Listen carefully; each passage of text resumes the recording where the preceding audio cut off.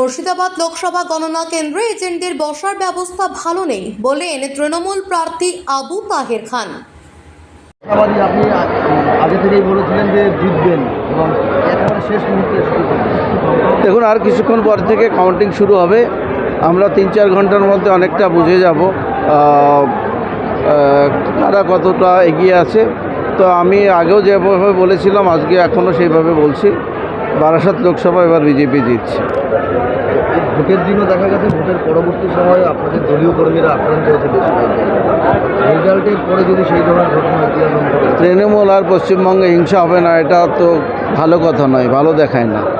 তবে বাংলার জনগণ গণতন্ত্র ফিরিয়ে আনার জন্য এবার ভোট করেছে, যাতে হিংসা আর না হয়। গণনা কেন্দ্রে আপনাদের যারা কর্মীরা আসছে বাধা দেওয়া হচ্ছে কোথাও? দেখুন, বাধা দেওয়ার স্কোপ রাখিনি আমরা গতকাল রাতেই সমস্ত এজেন্টদের এক জায়গায় রাখার ব্যবস্থা করেছিলাম। সেখান থেকে সকালে এখানে আমরা কাউন্টিং হলে ঢুকিয়েছি, অতএব সেই স্কোপ আমরা দিইনি।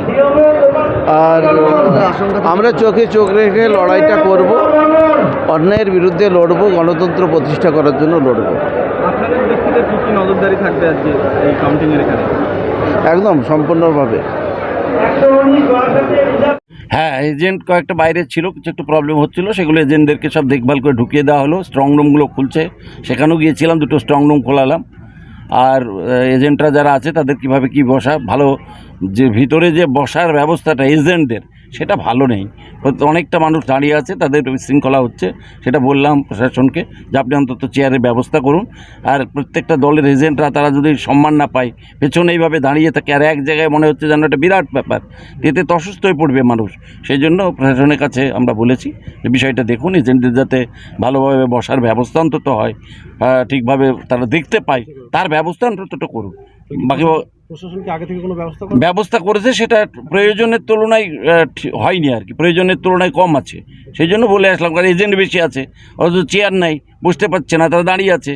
আর জায়গাটা খুব সংকুলন, ছোট্ট জায়গার উপরে এতগুলো এজেন্ট একসঙ্গে ঢুকেছে। একটা ঘরটায় একটা বিশৃঙ্খলার মতো পরিস্থিতি, কয়েকটা করে গেলাম, দেখলাম, আপাতত ঠিক আছে, সবটাই ব্যবস্থা হচ্ছে। 7টা বিধানসভার হ্যাঁ, 3টে আমি নিজে দাঁড়িয়ে থেকে এখানে যে 3টে ছিল সেই 3টে করিমপুর আর এইগুলো তো আমরা করালাম। আর বাকি 4টে ওইদিকে আমার এজেন্ট, ইলেকশন এজেন্ট, সে খোলাচ্ছে। নন্দীগ্রামের পুনরাবৃত্তি না হয় কি বলবেন? দেখুন, আমরা তো আমাদের এজেন্টদেরকে সব রকম প্রশিক্ষণ দিয়েছি, সব রকম বলেছি। আমাদের নেতা অভিষেক বন্দ্যোপাধ্যায়, সেও আমাদের ভিসিতে সব রকম ডাইরেকশন দিয়েছে। প্রত্যেকটা এজেন্টকে আমরা কালকে ডাইরেকশন দিয়েছি, তাদেরকে একটু কিভাবে পরিচালনা করতে হবে, ভিতরে কি সিচুয়েশন হতে হবে, তার নির্দেশাবলী সমস্ত কমপ্লিট করে প্রত্যেকটা এজেন্টের সঙ্গে কথাবার্তা বলে সেইভাবে তাদেরকে আমরা পাঠিয়েছি প্রশিক্ষণ দিয়ে। এই প্রথম বাংলায় এত শান্তিপূর্ণভাবে ভোট হয়েছে, মাত্র 2টো বুথে পুনর্নির্বাচন হয়েছে, যা ইতিহাসে, গণতন্ত্রের ইতিহাসে বিরল ঘটনা। কি বলবেন? দেখুন, মুর্শিদাবাদের মানুষ আমরা খুবই খুশি।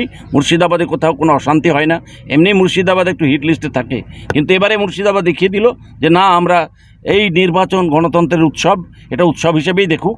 এখানে কোনো রকম কোনো বিশৃঙ্খলা হয়নি, সুষ্ঠুভাবে অবাধ নির্বাচন হয়েছে, কোথাও পুনর্গণনাও হয়নি মুর্শিদাবাদ জেলায়। এই জন্য আমরা ভীষণ খুশি।